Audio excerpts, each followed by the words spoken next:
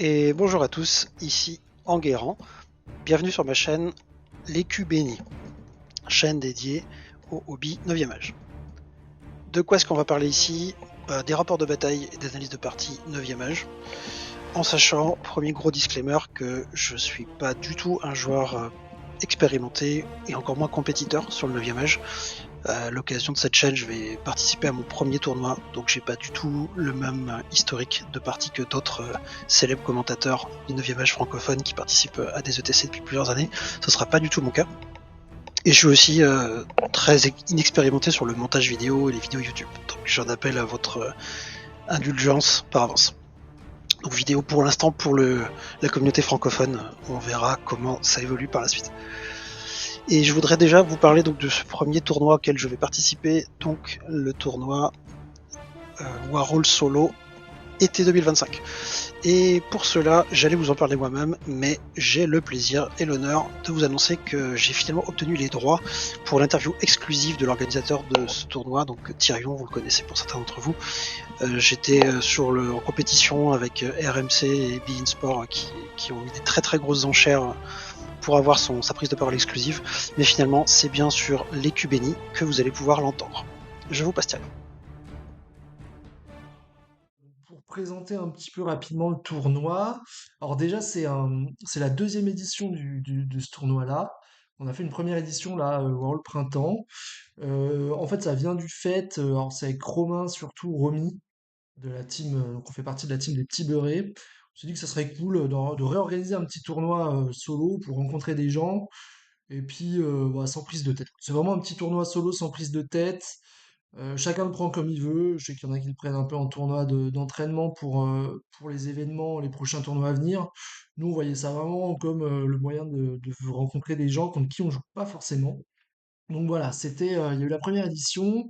Bravo à Xavier notamment qui l'a gagné contre Alinar, un membre de notre équipe aussi. Et puis merci à Shizu d'avoir streamé la finale. C'était très cool à regarder. Une petite animation. Et donc là, on relance une deuxième édition, Warhol été 2025, même concept. 48 joueurs, il y a 16 poules de 3 joueurs, et en gros, les deux premiers joueurs sont qualifiés pour les phases finales en 16e. Voilà, un rythme de deux parties sur 3 semaines, donc c'est plutôt light. Ça permet quand même de bien trouver des créneaux en commun. Et sur ce tournoi-là, bah, ce qui est cool aussi, c'est que bon, toutes les armées sont représentées et il y a quand même pas mal de listes assez différentes. Voilà, c'est pas trop stéréotypé comme liste, bon, sauf les Warriors évidemment, on se retrouve toujours avec les 2x6 Force Worn habituels, quoi. Il y a peut-être une liste quand on met que 6. Donc bon, eux je les mets de côté parce que voilà. Mais sinon, il y a pas mal de variétés dans les listes, ça fait plaisir à voir. On joue pas toujours contre les mêmes choses. La première armée, par exemple, c'est les DE. Donc voilà, il y en a 5. Bon, après, il y a les Warriors. Puis après, voilà, il y a quand même 4 Kingdoms, 4 démons. Il y a un peu de tout. Il y a juste que un DH, un nain. Ça m'a un peu étonné. Alors que c'est quand même plutôt fort dans la méta. Il y a qu'un vampire aussi. Donc voilà, il y a quand même de tout. C'est cool. Et puis ça permet de rencontrer de nouveaux joueurs et se faire plaisir. C'était avant tout le but. Donc bah si celui-ci a bien fonctionné aussi en termes d'inscription, hein, en 3 jours on était plein. Donc ça montre quand même que la communauté aime plutôt bien ces petits tournois en ligne entre tournois physiques bah voilà, pour faire un peu d'animation dans la commune. Donc si ça marche bien, on en relancera un fin d'été, début septembre, notamment pour tester des listes avant l'Inter. Voilà. Alors ma liste pour ce tournoi, enfin je dis ma liste, en vrai c'est celle de Scrub, j'ai fait un copier-coller de sa liste. Donc comment est-ce qu'elle est construite cette liste? Déjà il y a 5 gros blocs, 5 bonnes unités de scoring.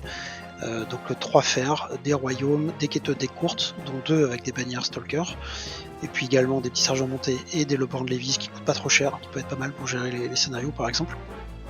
Au niveau des persos, tout d'abord une master chamanisme, moi c'est ce que j'aime jouer aussi, elle est sur destrier pour aller dans les fers, elle va avoir la petite canalisation supplémentaire. On a un duc général sur hippogriffe, quasiment à poil, il a juste une potion de soin. Et enfin, une doublette de folk hero, l'un pour être un petit cow-boy ennuyeux, il va être light troop, il peut faire un souffle, il a la lance qui lui donne des attaques en plus en fonction du nombre de rangs en face, et il est sainted, donc il a tout de même 3 attaques et un commandement 9, c'est pratique. Et enfin, un folk hero qui va être grande bannière et cléric, donc le fameux autoriva gratos qu'on aime bien, par exemple dans les quêteux. À côté de ça, un redirecteur, parce qu'on ne peut pas s'en passer en bretonien, je trouve. Et enfin, le Fey Knight, qu'on aime bien dans la version Green Knight, qui est sympa aussi. Quelques photos pour vous parler de tous ces gens-là. Donc, l'état-major est dirigé par Enguerrand et Victoire, donc qui sont frères et sœurs. C'est des bons fils à papa, comme on appelle ça. Enguerrand et le duc. Donc là, c'est plus son hippogriffe, mais c'était avant ces problèmes d'eczéma. Hein. Aujourd'hui, il a moins bonne tête, le bestiau. Ensuite, vous avez Lambert sur son fidèle Kawasaki. Donc ça, c'est sur sa photo LinkedIn, parce qu'il aime bien se faire beau. Mais en vrai, Lambert, il est un peu ravagé. Là, vous le voyez à la pause entre deux escales. Très sympathique, mais assez bourru comme bonhomme. Frère Tuck, je pense que vous voyez un peu à qui je fais allusion. C'est celui donc, qui va aller dans les quêteux pour faire du soin. Ah oui, une petite photo aussi des sergents montés. C'était l'occasion de vous glisser une image d'un artiste que j'aime beaucoup qui s'appelle Marius Kozik, qui fait plein d'illustrations que vous avez peut-être déjà vues parce qu'il illustre des jeux vidéo par exemple. Et dans ces sergents montés, en particulier, il y a un gars dont je vous parlerai un peu plus en détail par la suite qui s'appelle Gérard. Bon, Gérard a un penchant pour la bouteille, hein, comme vous pouvez le voir. Et vous verrez qu'on suivra sur cette chaîne les aventures de Gérard, qui seront, j'espère, un petit supplément que vous apprécierez. Ça, c'est encore des illustrations de Marius Kozik pour donner un peu l'ambiance de la chaîne. Alors pour ce premier match, je vais être opposé à Kobold 111, alias Scooby-Doo, qui joue Demon Legends. Alors voici sa liste. Il a 2 gros démons majeurs, un Nukuja, un Kulima. Ensuite, il a aussi un général qui est un Nomenaf Savar. Il va avoir 4 scoring, des lémures, des succubes, des imps et des orders. Et enfin 2 Porvester et des Edelons. Donc qu'est-ce que je vois moi par rapport à cette liste? Bah déjà évidemment je repère qu'il y a beaucoup de tiers, tout ce que j'ai mis ici en orange, donc il y a du Imps, 2 Porvester, les Edelons c'est juste un enfer évidemment pour moi. Je rappelle que les sauvegardes d'armure ne sont réussies que sur un 5 ou un 6 entre eux, donc quand on est bretonien et que tout le monde est en 2+, ça fait très très mal. Donc en stat, 6 tirs sur 3+, ben, ça peut faire 5 morts par exemple, dans un pack de chevaliers du royaume. Donc attention à eux, en plus ils sont light troop, en plus ils sont accurate, donc eux je les identifie clairement comme une des plus grosses menaces. On rajoute à ça quand même en plus des imps et de hops. Heureusement pour moi, ils ont une portée qui est quand même limitée pour les hops et les edelons. Ensuite, deuxième grosse menace, la magie. Il va y avoir beaucoup de dés en face, énormément de sorts, notamment triple smite. Donc ce qui peut éventuellement m'aider, c'est qu'il a une portée que, entre guillemets, de 24, et il a besoin de ligne de vue. Mais je m'attends à prendre très très cher en phase de magie et en phase de distance. Il a 2 persos de CAC qui sont pas mal, mais gérable, je pense. Il faut juste que je fasse gaffe, par exemple, à ce que le Nomenaf Savar il soit pas au contact de. J'en vois pas un perso dessus, parce qu'il a d'énormes buffs contre eux. Et sinon, la Nukuja, lui, par contre, il tape pas. Je dois pouvoir me le faire. Donc voilà, au niveau des menaces, ce que je remarque, c'est qu'il y a que, entre guillemets, 4 scoring. Donc, suivant le scénario, ça peut être un avantage pour moi qui en est 5, si je dis pas de bêtises. Ouais, c'est ça, 5. Et ensuite aussi, les blocs me font pas forcément trop peur hein, au CAC. Bon, bien sûr, les lémures ça encaisse, mais il n'y a pas beaucoup de grosses forces, de grosses PA dans ces troupes là.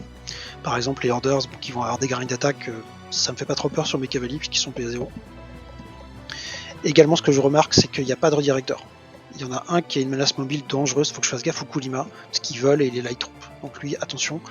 Mais sinon, dans l'ensemble, c'est moi qui devrais avoir les clés pour déterminer où est-ce que j'attaque et quand. Donc analyse pré-bataille, moi j'ai le nombre de menaces déjà, je pense que j'ai beaucoup de choses qui peuvent lui faire peur. J'ai mes fers, j'ai 2 persos, j'ai le Fey Knight aussi, donc je vais utiliser ma distance de charge, potentiellement mon mouvement latéral aussi avec mes persos et puis le Fey Knight. Moi aussi j'ai quelques réponses en magie, notamment les Edelons, la totémique et puis les Swarm of Insects, ça devrait être pas mal pour les dégraisser ou les menacer. Et puis le Predator's Instinct qui peut être pas mal aussi pour allonger mes distances de charge et encaisser un peu mieux. Donc au niveau du plan de jeu, mon objectif ça va être de jouer sur toute la largeur de la table pour pouvoir agresser rapidement. Si possible, je vais essayer de cibler son démon majeur Nukuja parce que si je l'enlève, tout de suite ça fait beaucoup de canalisation en moins, ça fait des sorts en moins. Et je pense que moyennant des charges combinées, y compris double charge de front, je dois pouvoir rentrer dans beaucoup de choses. Donc bien sûr la clé pour pouvoir se permettre ça, ça va être d'être en capacité de chaffer quand même la contre-charge ou éventuellement de sacrifier certaines unités, je pense au sergent monté par exemple, même si j'aime beaucoup Gérard. Les oraisons vont bien sûr également m'aider, et mes quêteux, vous le savez, ils peuvent maudire une unité ennemie pour avoir coup fatal, relance blessée. Donc je pensais maudire les lémures, parce que j'imagine que les lémures vont être accompagnés d'un de ces gros persos, et la malédiction des quêteux fonctionne aussi contre les persos qui sont dans l'unité maudite, donc ça peut être pas mal. Au niveau de l'analyse, je me sens plutôt bien. Évidemment, ça va dépendre du scénario qui va être tiré, mais je dirais qu'avec globalement au niveau des listes, je me sens plutôt pas mal, à la fois au niveau du scénario et de la bâche. Donc je vais essayer de la gagner. Ça, c'était une petite simulation que j'ai faite en me disant, imaginons j'envoie 2 bus en frontal contre des lémures dans lesquels il y aurait aussi un Omen of Savar. Donc j'ai pris l'hypothèse qu'il m'aurait un peu dégraissé les courtes, donc c'est peut-être déjà une hypothèse optimiste, hein. Peut-être que j'aurais jamais 12 royaux mais 6 courtes qui chargent en frontal, mais je voulais déjà voir ce que ça tenait. Donc moi ce que je vais faire en charge, je vais tourner autour de 8-9 PV, et lui en face, les 8 lémures plus un Omen of Savar, on voit que ça tourne autour de 2 PV. Donc avec un RC fixe qui montre à peu près à égalité, ça peut faire que je gagne le combat de 6 points d'avance. Donc potentiellement 8 PV plus delta de 6, on peut se dire qu'à la fin du tour, il n'y a plus de lémures. Et donc je vais pouvoir grinder l'Omen par exemple par la suite.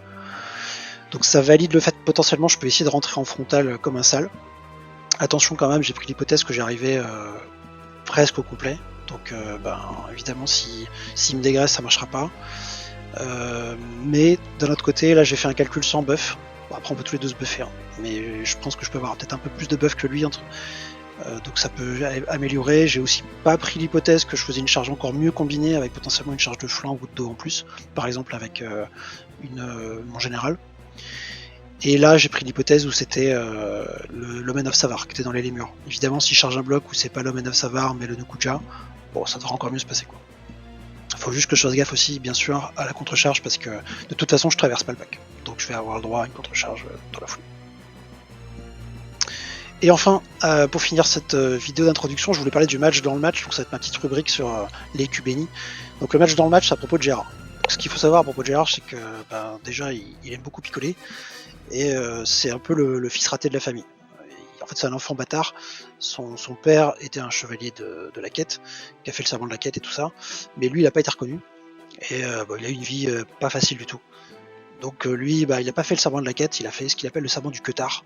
Donc Gérard a non seulement un penchant pour la bouteille, mais en plus, c'est un bon gros vicelard. Et le problème, c'est qu'il se rend pas compte, mais en fait, évidemment, il est sous l'influence de Slaanesh. Donc, qu'est-ce qui va se passer quand on va être sur le champ de bataille avec des démonettes en face? Là, on peut se dire qu'on est un peu inquiet. Je suis pas sûr qu'il garde son self-control. On connaît des démonettes très très aguicheuses, hein. Personnellement, j'en ai connu. Difficile de résister. Donc, on peut se demander comment Gérard va réagir par rapport à ça. Ou alors d'un autre côté, ça va être l'occasion pour lui peut-être d'affronter ses démons. Qui sait. Donc pendant la partie, on fera un petit focus évidemment sur son rôle et ses exploits, je l'espère. Ou alors au contraire, peut-être qu'il va complètement plomber toute l'armée et qu'il va entraîner la défaite. On sait pas. Pour le savoir, je vous invite à suivre ma prochaine vidéo sur les Q bénis. Ciao, à la prochaine.